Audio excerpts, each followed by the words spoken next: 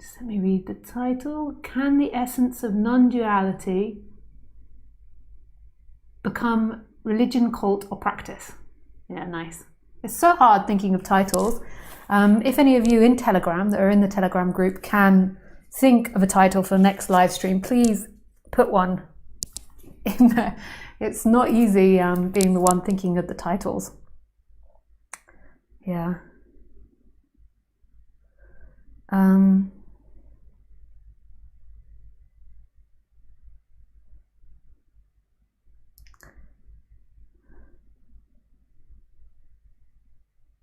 Yeah.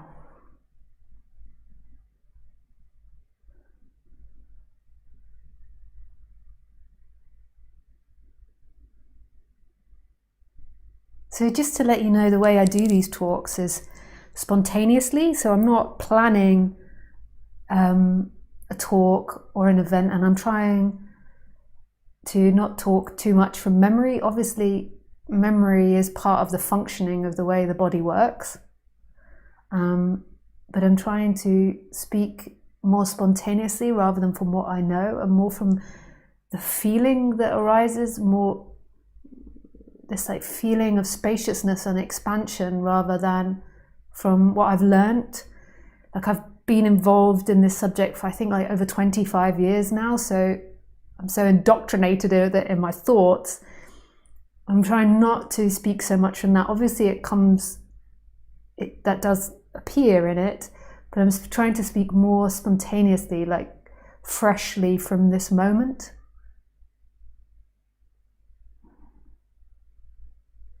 Maybe you know this from if you're an artist or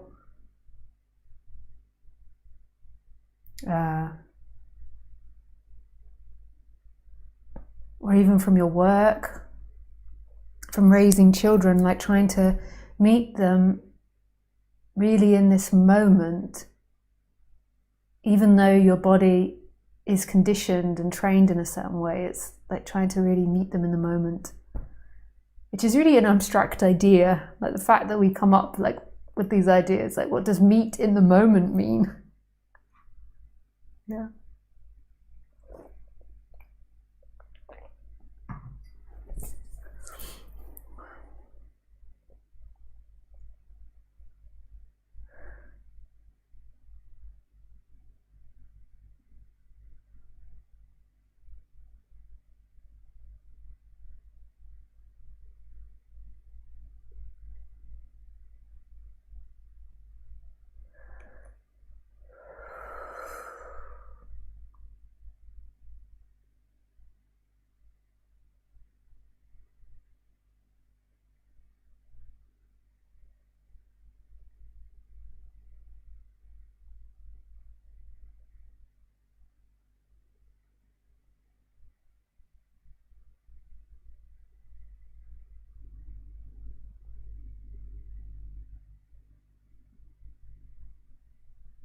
So what it feels like inside of my body, to make it less abstract, is the personal awareness is moving to the attention of the heart.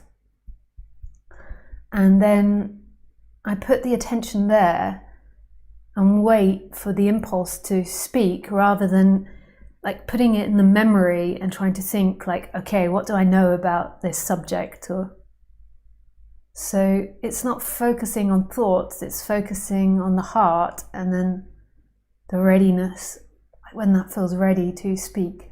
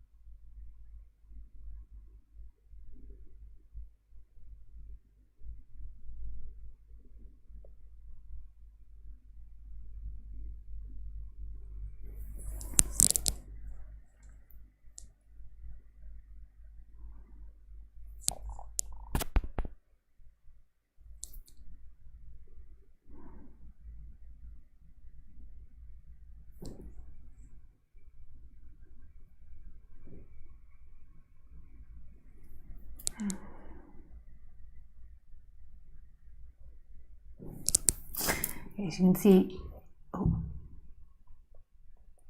in the telegram, you keep falling forward. Yeah.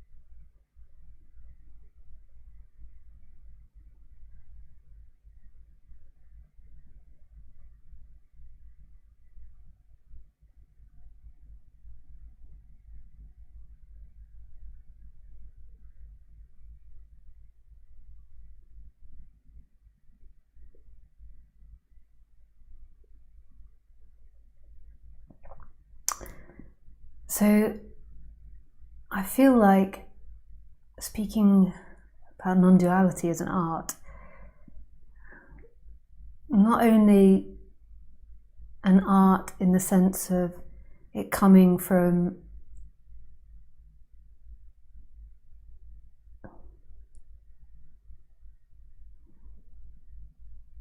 like your heart or the heart of being, but also an art in the sense of the words which are chosen, like the way in which it's expressed. Like it really is an art. Like one thing that's predominant in religions often, and I'm sure it depends on the group that you're involved in and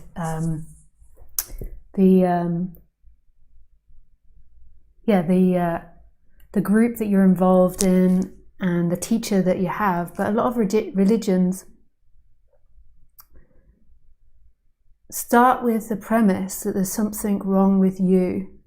So in Christianity, I mean, I don't really know religion, but in Christianity, it's the original sin, which is, I mean, in the story of Adam and Eve, it's eating the apple of knowledge and then becoming aware of being of good and bad, or becoming aware of your own nakedness, and that's bad.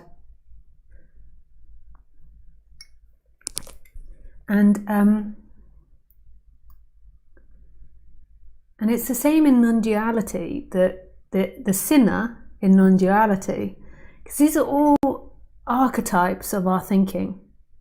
It's not actually true. There's not actually a sinner inside of us, but it's archetypes of our thinking. And so in order for us to relate to the story and for us to be connected to something, we have to realize, first of all, what the problem is and who's the sinner. And the sinner is us. So when we get into non-duality, and it's our ego, or our attachment to self, the self. Whereas in Christianity, I mean, you could say it's the same thing in Christianity, but they wouldn't define it like that. They would say you are a sinner for doing this or for doing that. Like there's ways in which you have to behave, and if you don't behave like that, you're a sinner. Whereas in non-duality, it would be more like egoic attachment, I presume. And that's already getting into a cult mentality or a religious mentality. Like, in order for these organizations to thrive, there needs to be something wrong with you. Otherwise, why would you come to it, in a way? So there needs to be something wrong with you or the world. And then through having this knowledge of there's something wrong with me, then there is an effort to practice this religion to always become better. And that's the premise of all cults. If you begin to study what cultism is, and also how that's found in most religions, that is the fundamentals of it. There is a teacher that is all-knowing that you go to because there is an inherent flaw in you and you need to rectify that flaw, and by going to the teacher you will eradicate that dysfunction. And I mean, that's even, I presume, in a way, is what's happening here, even though I try my utmost to dispel it. So you're sitting listening, believing there's something wrong with you and that I have the answers.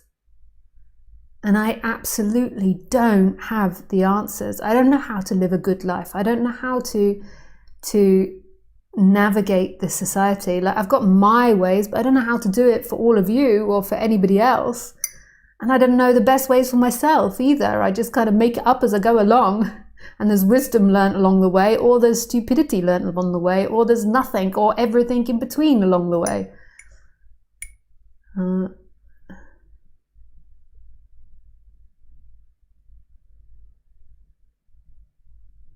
And then there is the idea that I'm enlightened, and so I know more than you, or that I have an awakening. It's such a fatal trap in the thinking, because instantly what it does is it puts in the position, I'm the all-knowing, or the person at the front is the all-knowing, and you need to be here in order to learn from me. And everything I say goes. I don't do this. Like, I really try not to do this. I've had so many opportunities to create a cult around me, and I don't create anything around me. I don't have a sangha. I don't have a following. I have a following on YouTube, and also the same people come to retreats, which is really beautiful, but that's it. That's all I do. I barely do one-to-one sessions anymore. I've got my groups, but I really don't create a group around me. For a couple of reasons. One is that I can't handle it, personally. I don't like that. And I can't handle it. Like, it's really, to set up a group is really, you really either have to use some form of dictatorship, or it's very experimental in your attempts of democracy. If you have a dictatorship, then it's quite easy, and that's what a lot of cult leaders do, is that everything I say goes. And that's easy because it's, in the sense, it's easy for the leader to just implement their ideas. Easy as in you have less time commitment to it, because you can just say, this is the way it is, whereas if it's democracy, then you have to more decide as a group. I don't even know how you do that, how you create a fair, loving, equal and open group. I don't know. I'd love to have that, not people that are following me as a non-duality teacher, but to live in a community where everybody's equal. But I don't know how you do that. I can't do it. I don't know how to run that fairly. So there's that. And then there's also, because I know from my own exploration of this subject, is that most of the times when teachers branch out to form their own group, it ends up as a cult, and it ends up as a dictatorship, and it ends up as the teacher as the all-knowing and all the followers enslaved in a way to the cult leader. And the number one way of doing it is having the teacher which is all right and all knowing. And that's so easy to get into, because the teacher might have this awakening and have this sense of freedom, that it's like, okay, they're free, they're not coming from their ego, let's follow what they say instead of what I feel and what I say. Whereas really, it needs to be not the opposite, like the teacher follows you, but the teacher needs to spend time with everyone, encouraging them to find their own authority and their own freedom, and making mistakes and learning from the mistakes and growing from the mistakes, which often doesn't happen in groups.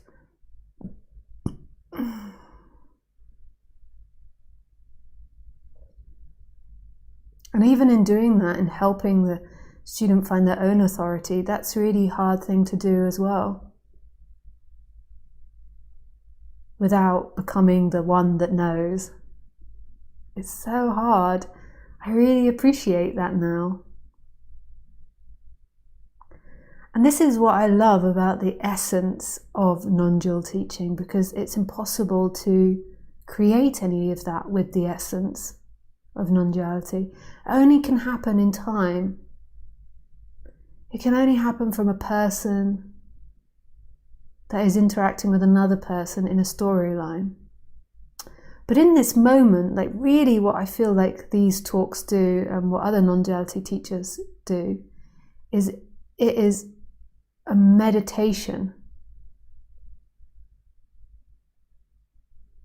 So these talks are a meditation reminding you of your own freedom.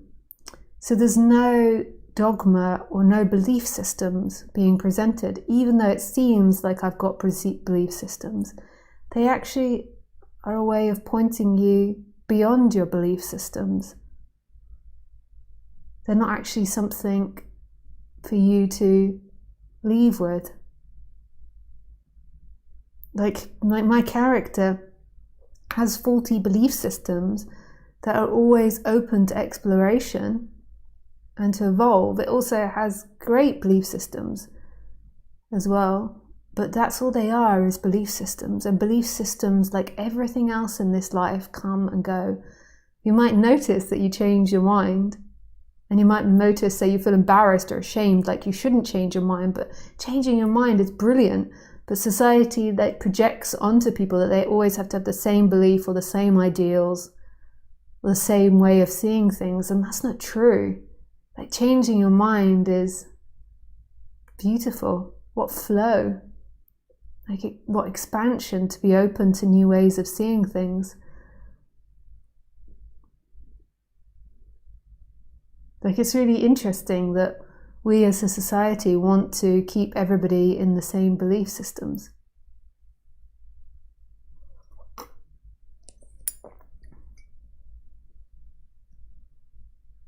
And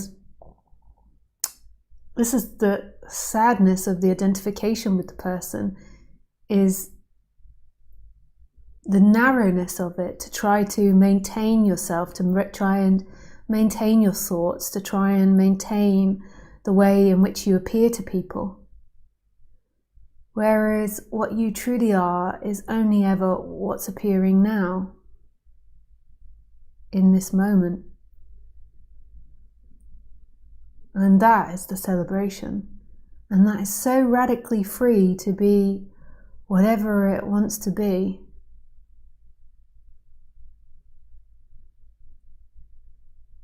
And this is where I'm so in love with non-duality, because in its essence, no cult, religious practice, spiritual practice, or organization can be created around it, because it's nothing you or I have.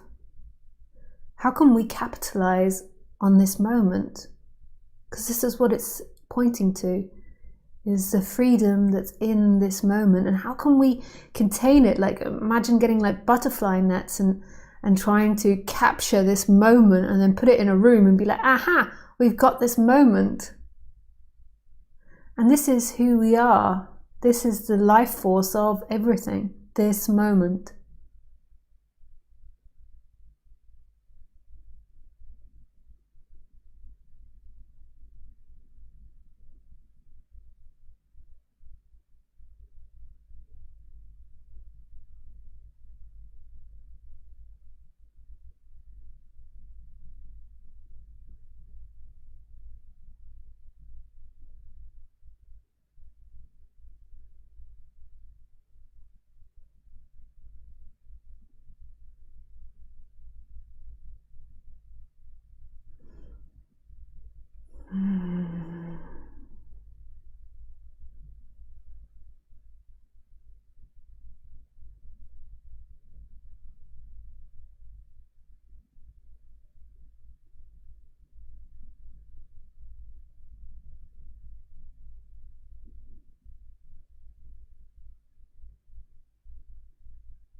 So the only thing these talks are about is the energetic reminder of presence. Everything else comes and goes. Everything else I say, there is no me. You got to work in your psychology. This is right or that's wrong, or attachment or no attachment. That's all flexible. It comes and goes.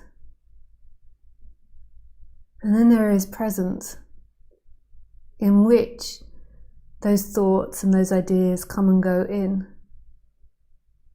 And this is the freedom. And this isn't something that belongs to anything. A person doesn't own this moment. Your thoughts don't own this moment. Others don't own this moment. The tax man or woman doesn't own this moment. Nothing owns this moment. And that's the key to it. Nothing owns this moment. This moment is entirely free. And no matter where you go to, the moon, Pluto, Australia, America, Asia, Middle East, no matter where you go, it is this moment. No matter who you speak to, whatever spiritual practice you do, whatever teacher you follow, whatever penance you do, or spiritual practice, or mantras, or bhajangs, or meditation, it is always this moment. It can never be lost, and there can never be anybody that has more of it. Your teacher cannot have more of it. The only difference is, in the teacher, is there's been an awakening, which means the body is no longer in denial of this. Other bodies are fighting this and trying to deny it, because that means your essence isn't a thing, and that's terrifying to a thinking mind that believes it's things. And the thinking mind isn't the enemy. It isn't like that. There just can be attachments to thoughts, and when you get attached to the thoughts, then you go into loopholes and ways of seeing things and thinking, and then there's a holding onto them and believing they're real, and then thoughts begin to battle themselves. But there's absolutely inherently nothing wrong with thoughts. There's also nothing wrong with attachment. That's something that comes and goes too. Everything is loved unconditionally in this moment, and that's not a belief system. It sounds like it because I'm conveying it in words, but when there's a surrendering, it's seen that this moment is embracing every part of existence, good and bad. So it's embracing Adam and Eve that ate the apple prior, when they were free, eating the apple, and then afterwards when they got chucked out of Eden.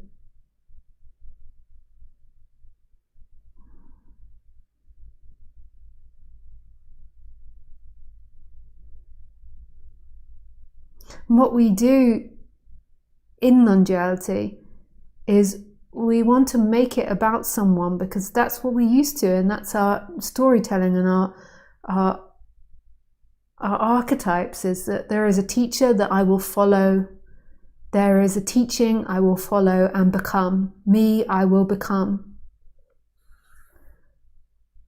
And that's okay, but that's not where freedom is. You will becoming forever. You will be becoming something forever.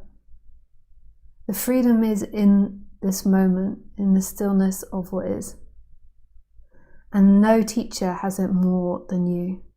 No teacher knows better than you. It's just these talks are meditations attempting to remind, to create a resonance.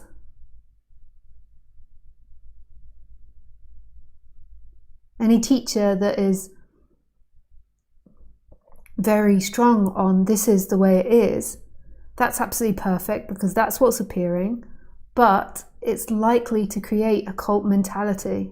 If you have somebody with strong beliefs, there's going to be people, lots of people wanting those strong beliefs because there's a belief that the strong beliefs will make me safe. I will be safe if I have these strong beliefs.